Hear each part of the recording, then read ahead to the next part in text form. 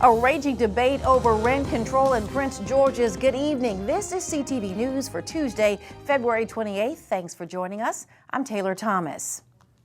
It was a packed house at the Prince George's County Council chambers today for a public hearing and a vote on a rent stabilization bill. The controversial legislation comes in the wake of a number of rent strikes around the county and stories from residents who said their rent skyrocketed as high as 50%. The measure, which has the backing of the Alsobrooks administration, would temporarily limit rent increases. It'll be a year of rent stabilization while we work on a final bill. So the idea is to have a final piece of legislation that is rent stabilization, but we can work in all those nuances about what should the stable rate be, what are the programs or establishments that are exempt. So those are the things that will take a year to work out. You get a letter, and in that letter it tells you you have 60 days to move out or you have to pay this double rent. I'd been in my place 25 years. Several owners before never double rent. A couple dollars, yes, affordable, double, hard, okay? As a state employee, we have consistent money, but we don't make mega money. After a long hearing, the County Council voted 9-1 to approve the rent control measure. Montgomery County Council President Evan Glass is calling for state aid to help residents still struggling to pay their rent. He's sponsoring a council resolution asking the governor and the General Assembly to set aside $175 million for emergency rental assistance. The money could prevent the eviction of more than 17,000 tenants. The resolution comes as a number of rental assistance programs in the state are ending. Minority developers are investing millions of dollars in new projects along the Blue Line corridor. Prince George's County Executive Angela Alsobrooks was joined by these developers during a press conference this afternoon. Alsobrooks says they've invested $750 million along the corridor so far, projects that total more than $760 million. Our residents leave the county just to visit these places. In Washington, D.C., Montgomery County, and Alexandria. What we are here really seeking to change today is we want them to enjoy those amenities here at home. We're tired of going into D.C. We're tired of going to Alexandria.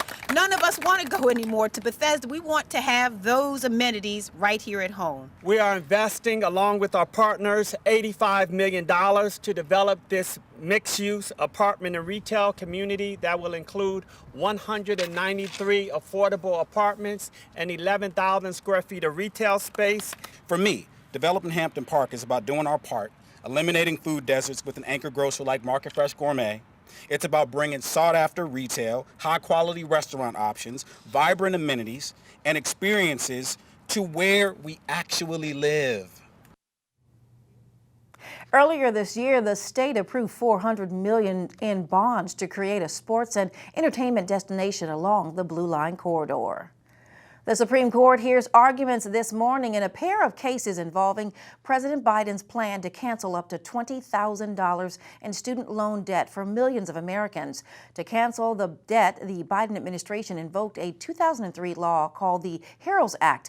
The law says that the government can provide relief in a national emergency like the pandemic. Challengers say the Biden's plan is executive overreach. The NAACP held a rally outside the court in support of the debt relief program. For decades, we have struggled with a student loan crisis that holds back our economy and crushes the dreams of millions of Americans. This heavy debt burden caused loan defaults, delayed marriages, and the start of families. This court has let us down before, overturning and obstructing the will of the people. This court has been weaponized. This court has torn away our fundamental rights. But by hell or high water, we are going to get you the student debt cancellation that President Biden promised. The Supreme Court is expected to rule on the cases by the end of June. Prince George's County Police need your help in finding a missing teen girl. This is 16-year-old Kalia Williams. She was last seen in the 8000 block of Cherry Lane in Laurel yesterday morning. Police say Williams was wearing a light blue jean jacket, white t-shirt, tan pants, and black Crocs. Anyone with information on her whereabouts is urged to contact police. Here are the latest COVID-19 numbers for our area. The Maryland Department of Health has confirmed 496 new cases. The county's positivity rate is at 6.91%. 17 Marylanders have died of COVID over the last 24 hours. That's up from 10 the day before. 354 people are hospitalized with the virus. You're watching CTV News. I'm Taylor Thomas. Back in a moment. The Supplemental Security Income Program provides monthly payments to help meet basic needs, like putting food on the table, paying the rent, or buying new shoes for growing feet. You may qualify if your income and financial resources are low and you are 65 or older, or an adult or child with a disability or who is blind. Call 1-800-772-1213 or go to ssa.gov/SSI to start to apply. Produced at U.S. taxpayer expense. Good evening and welcome back. The Senate Judiciary Committee holds a hearing today on the Equal Rights Amendment. This is the first time the Senate has held a hearing on the ERA since 1984. It's been stuck in legal limbo since January of 2020 when Virginia became the 38th state to approve it. If ratified, the ERA would be the 28th Amendment to the Constitution and would provide an explicit guarantee of equal treatment under the law on the basis of sex. The Senate is currently considering a resolution that would repeal the 1979 ratification deadline. There should be no time limit on equality. It is needed to advance equality in the fields of workforce and pay, sexual harassment and violence protection for the LGBTQ+ community, and so many other areas where this particular provision would provide a strict standard for the courts to apply in regards to laws and governmental policies. The Equal Rights Amendment was first introduced into Congress in 1923 and passed in 1972. There was a special ceremony today on the campus of the University of Maryland. A few months after the School of Public Policy opened, it has officially been named Thurgood Marshall Hall. Marshall is the famed civil rights attorney who argued the Brown versus Board of Education case before the U.S. Supreme Court. Marshall, a Maryland native who also was the nation's first Black Supreme Court justice, is among those taking part in today's event was his son, Thurgood Marshall Jr. We'll have more on this story tomorrow. While Governor Wes Moore looks to speed up the state's timeline to get to a $15 an hour minimum wage, he's apparently getting some opposition from his own party. According to the Washington Post, some Democratic lawmakers are lukewarm to the governor's Fair Wage Act of 2023. The measure would accelerate the state's plan to get a $15 an hour minimum wage, and it would change from the October instead of waiting until in 2023. Meantime, newly sworn in delegate Ashanti Martinez says he fully supports the governor's bill. You know, I'm really looking forward to helping vote on and passing one of Wes Moore's initiatives to speed up the start of $15 minimum wage by this summer. I think it's extremely important that we bring working families up and uplift them through a minimum wage. We know inflation's hurting a lot of our folks, so focusing on ways to help families is what I want to do. A Senate hearing on the Fair Wage Act is set for March 2nd at 1 p.m.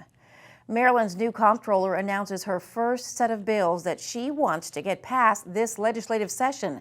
Comptroller Brooke Learman says she's putting forth 3 bills that would address the needs of Marylanders' businesses and nonprofits. One would create a work group that would make recommendations on the best way to update and modernize the state's financial management software.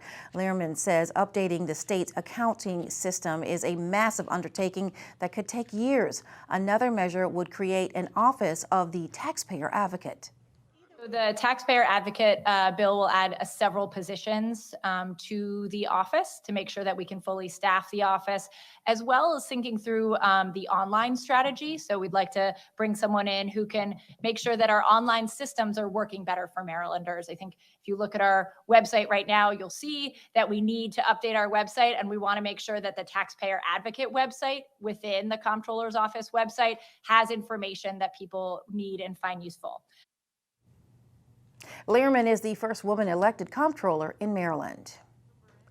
Governor Wes Moore's choice to serve on the state's Public Service Commission, Juan Alvarado, has withdrawn his name from consideration. Moore released a statement thanking Alvarado for his willingness to serve and acknowledged that he understood his decision to withdraw for personal reasons. The governor vowed to continue looking for a person whose work and beliefs align with the state's vital climate goals. Alvarado faced stiff opposition from environmentalists who questioned whether he would support climate change policies. He formerly worked for the American Gas Association.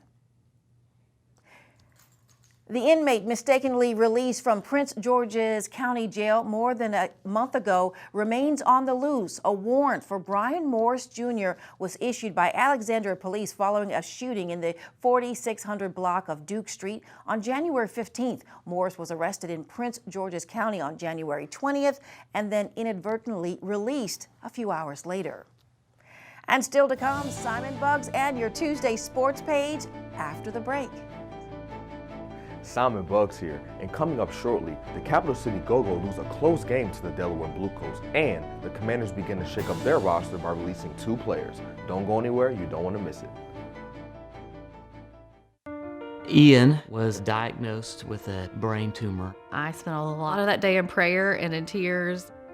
We had no hope until St. Jude rescued us. I mean, they saved him. We're just so thankful for every single day. It feels like we've reached a goal, getting to see him live out his life in a joyful way. He's here because of what St. Jude has done, the knowledge that has been accumulated and shared with everyone else around the world.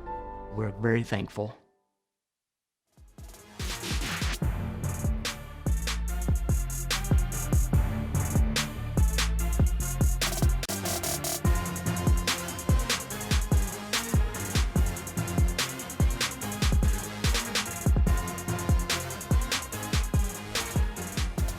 What's going on, everybody? It's time for your Tuesday sports page. We'll start with the NBA G League. The Capital City Go-Go took the court against the Delaware Blue Coats yesterday, but the team was unable to close out the game, losing 125 to 124. Capital City Go-Go guard Johnny Davis, who had a team-high 25 points, had an opportunity to win the game at the buzzer, but failed to make the shot. This is now the Go-Go's second straight loss and their 4th loss in the last 5 games. But they will try and get back in the win column as they face the G League Ignite on Friday. Moving on to the NFL, the Commanders have decided to release quarterback Carson Wentz after just 1 season with the team. Wentz didn't have the best season with the Commanders as he suffered a broken right finger that sidelined him for 8 weeks. And when Wentz did play, he only completed 62% of his passes and threw for 1,755 yards with 11 touchdowns and 9 picks. Wentz is now a free agent and can sign with any team that he chooses. He's a heck of a young man. He's a solid man, and want to wish him the best. Really do appreciate everything he did for us, and the opportunity that he had coming here. He did the best he could, and we really appreciate that as well. The Commanders have also decided to release veteran safety Bobby McCain as well. McCain spent 2 seasons in Washington and started 16 games each year for the team. This move saves the Commanders over $4 million in cap space. McCain is now a free agent as well and will look for a new home for next season. And that is your Tuesday sports page. Simon Buggs, CTV Sports. Thanks, Simon. Now to our weather forecast. Tonight, mostly clear with lows around 35 degrees. Tomorrow, sunny skies, highs near 60. Thursday, a chance of rain, highs in the upper 60s. Friday, rain all day with temperatures in the low 50s. Well, that's our CTV News for now. Thanks for tuning in. I'm Taylor Thomas. Good night.